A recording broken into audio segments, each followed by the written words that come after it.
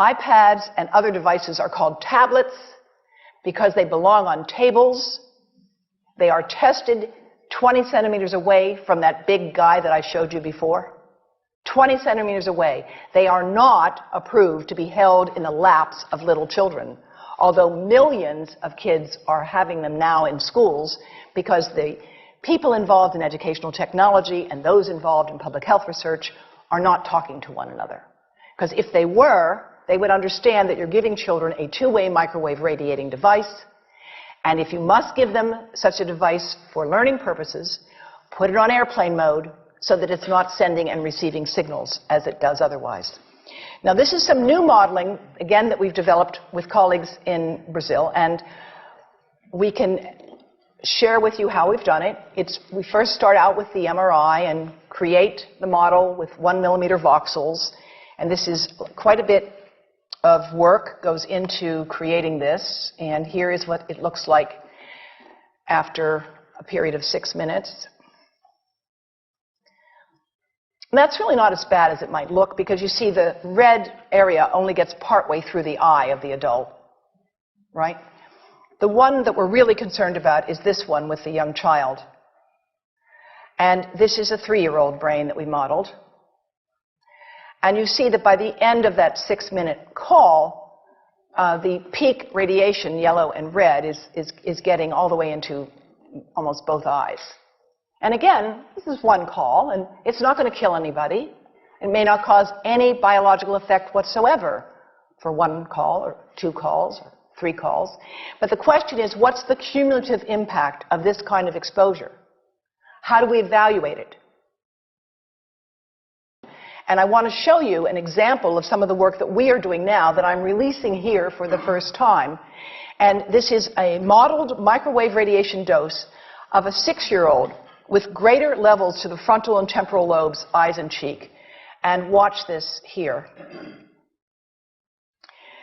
Now, yellow, white, and red are the hottest, all right? And if you look carefully, you will see it's going into the eye, the nose. Do it again, just so you'll get to see it. And partly into the brainstem. Now, that's just showing you that there's going to be some exposure into that area of a young head. It doesn't tell you that there's any biological effect, right? Now, the next slide is going to show you something that might be of interest to students and faculty here. And that has to do with exposure to the reproductive organs. We call them the gonads. I think you say the testicles. And bone marrow. And look here at the radiation as it gets into the groin area. And that's just from having a mobile phone modeled into the pocket.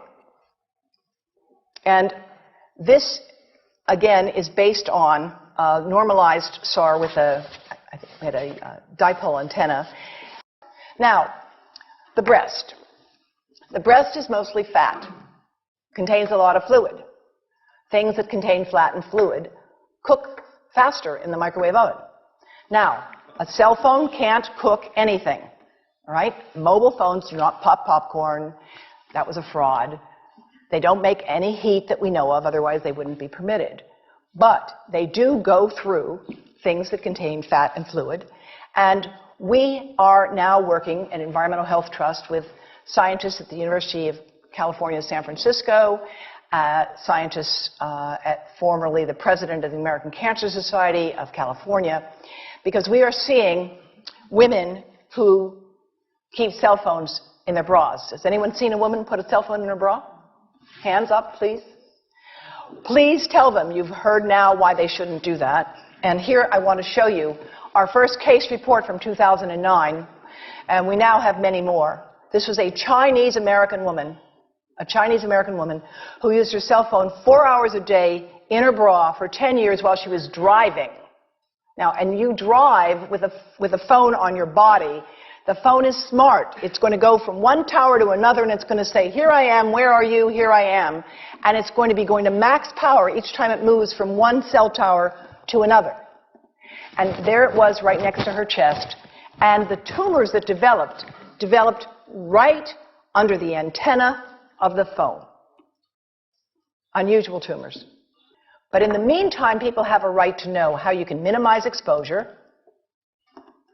And again, I think this information is available on our website, will be available on yours. Remember, if you have to give a phone to a child, put it on airplane mode. And think about this.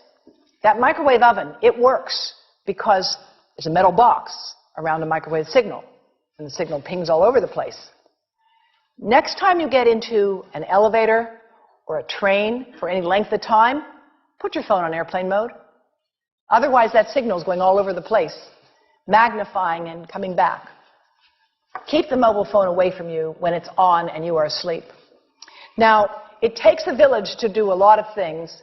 These are some of the people whose materials I've used today with their permission, and I can't read this list to you, but I want you to know that I feel really honored to be working with some of the most talented people in the world on this issue. And they have given me permission to share these materials with you. And I leave you with this thought from Albert Einstein.